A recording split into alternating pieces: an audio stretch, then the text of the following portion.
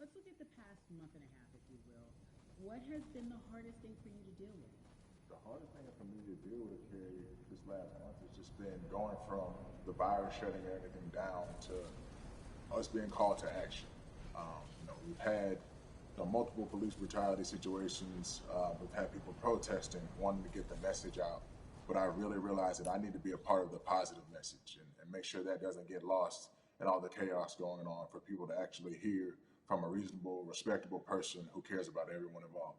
A reasonable, respectable person who cares about everyone involved, which leads us to More Than a Vote. It is a beautiful collective of Black athletes and artists. You are a part of that. Talk to me about why that's important for you right now on this be a part of that collective. To me personally, it's important to be a part of that because I've somewhat used baseball and my craft as an excuse to not get more involved in voting. But I can't any longer use baseball and work as an excuse not to get educated and not also to show people like at any moment in time, any walk of life, we can make a difference. So tell me in your words, what does activism look like for you? In my words, it looks like LeBron James, the biggest athlete right now on the planet, speaking up and breaking the ice for everyone.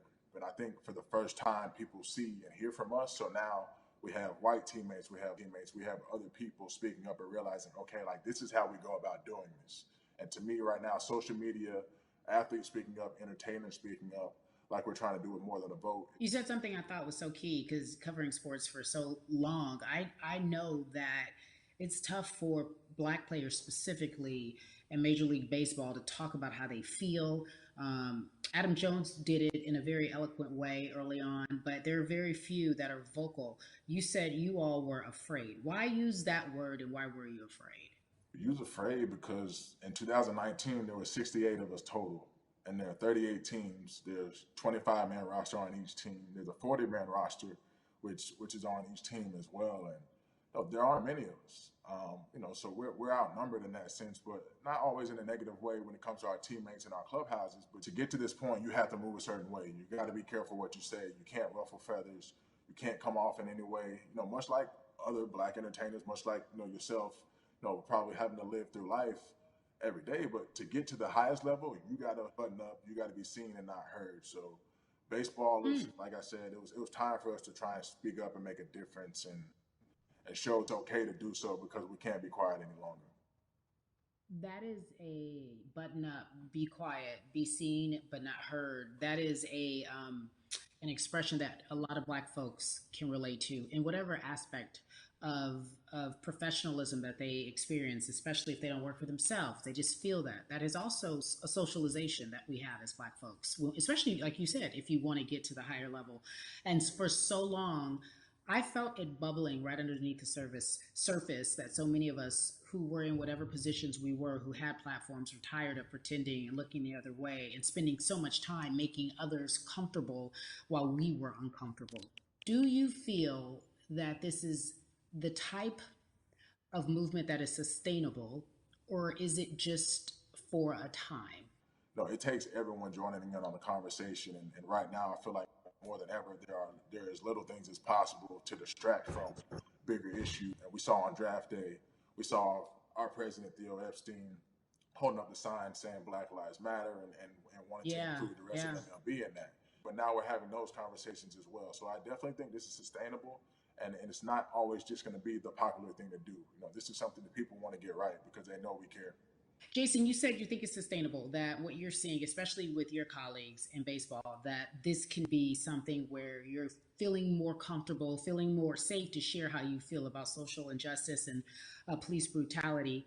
What are you doing right now in this moment with your platform to help change how we look at voting and how to educate the culture and the community about voting? Well, first, what I'm doing, Carrie, is joining up with More Than a Vote and joining up with other athletes and entertainers to get that message out and use our platform in that sense as a group. And try to create a brand with this to make it something that's not just about the election coming, make sure that it's about people getting educated for years to come and figure out where to vote and how to vote. We've got people in different areas that cover different demographics and influence different areas of people. And as a baseball player, as a Black baseball player, I feel like now, like we talked about, is finding the time to show people that you can use your voice in this profession. You don't have to be afraid. And to me, that can help someone, help a kid growing up. He can see me, he can see other guys that were in the video we posted saying, hey, this is what they're standing for. They're speaking up for these things, and it's okay to want to play baseball. It's not lame. It's not something I have to be as afraid of as I was before. So I feel like that's my role in this. I have a younger brother as well. He's 24. He also plays baseball. So I've got to lead by example. I can't just always, come up with a good answer that sounds good on TV when I get asked a question on, what do we need to do to make changes. I'm joining up here to make sure that I take action and get educated myself. For one, so many people, I feel like in Atlanta, they're on the move. Or when you want to try to make a vote and try and cast your vote, you have to do it by mail. You have to sign up for the absentee ballot. Then you have to get another ballot in return. They have to send it back to you. Well, for me personally, they didn't send that back until it was too late, right? We didn't get it in the mail to the address that's an Atlanta address at my parents' house. We didn't get that in the mail until it was too late.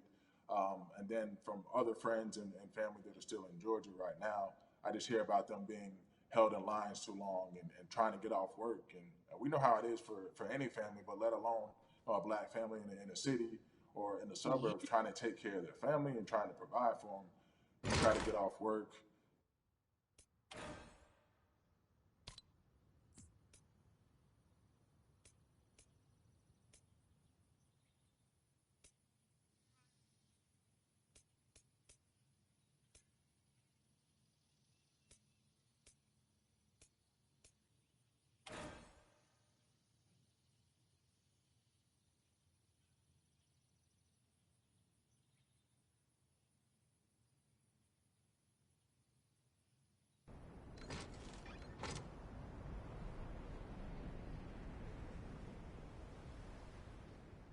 It's not fake. What you're saying, these examples of sending you your ballot too late after the fact or shutting down the polls at 6 o'clock while people still are in line, that's a real life issue. There needs to be some type of change. And I think that what we're doing right now is fair. But the idea of voter suppression, do you think that that is well known, especially with folks, within the generation, your generation? I think it's known in our communities, right? I don't think it's spoke on enough. I don't think there's been enough light drawn to it. Bring it to light. Let people hear about it. Let people learn about what that looks like, and get more people to say, okay, look, like this is going to happen. We have to expect this, and we can no longer make the excuse. We can't say they didn't warn us. Jason, everybody knows, or it feels as if everyone knows that the time is now. America's paying attention to us. We have their eyes, we have their ears. If you look toward the future, what are you most excited about in terms of seeing a change? I'm excited about how fast the word is traveling. The word is being spread right now. The biggest athletes, the biggest icons, biggest entertainers are doing their part. But I'm also seeing people out there on the streets doing their part. When so many things got lost, could have very easily got in the commotion when it came to protests, and you saw rioting, you saw looting. People still stood their ground. People still went out there and said, look, we're doing this for the right reasons. We're going to come together. We're going to use drones. We're going to use social medias. I feel like this is the new wave of getting things done the right way and just spreading the message. You're right about that. And you're right. People are spreading the word unapologetically. We out here. We doubling down. Thank you so much. I appreciate you. Right.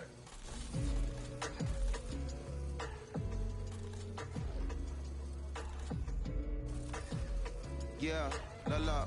Hey, everybody. I am so excited to welcome a friend, a brother, family member, if you will, former colleague, NBA great, sports analyst, philanthropist. He does it all, and he's here to give us his time and his platform to talk about something that is so important, and that is voting. Everybody, welcome Jalen Rose to We the People. Talk to me about how important it is for the people who know you and love you and look up to you. Why is it so important that you use your platform to talk about voting? Initially, we have to get past the stigma of the mental systemic racism that comes with the presidential race, governors, mayors, senators, judges. We've been conditioned to believe that our vote does not matter. So usually when we looked up at all of those races and people that were running, not only did they not look like us, we didn't believe they were there to represent our best interests. So therefore, as a collective, we didn't mobilize until Barack Obama, and we felt a sense of hope that finally our country is going to do something that we felt would never happen in our lifetime. And I remember being at the inauguration in 2008. I made sure I was there. And we voted. In 2016, we didn't vote, Kerry. We didn't vote. And so many people try to make this political. This is not political. Me telling somebody to vote is like telling somebody to pay taxes. So that's one, getting over the stigma of nobody is going to represent our best interest. And then number two, the reality is that the person that gets the most votes doesn't necessarily win the presidency. That's uncomfortable right there because that's actually what took place in 2016. The Electoral College chose the president. And if you put all of their pictures up, I'm pretty sure they look a lot more like each other than they look like you and I. How about that? And then the third thing, especially in urban environments, oh man, they create barriers for us, Kerry. It's like you got to jump over the fence, you got to run past the dog, you got to jump on the hood of the car. The lines is 5 hours long. You get up to the pole and they don't work. Elderly people working in the city, while they got the young people who understand technology working in the suburbs. Like these are all systematic things that try to discourage us from voting. And then finally, we don't have a day off to vote. We need to work.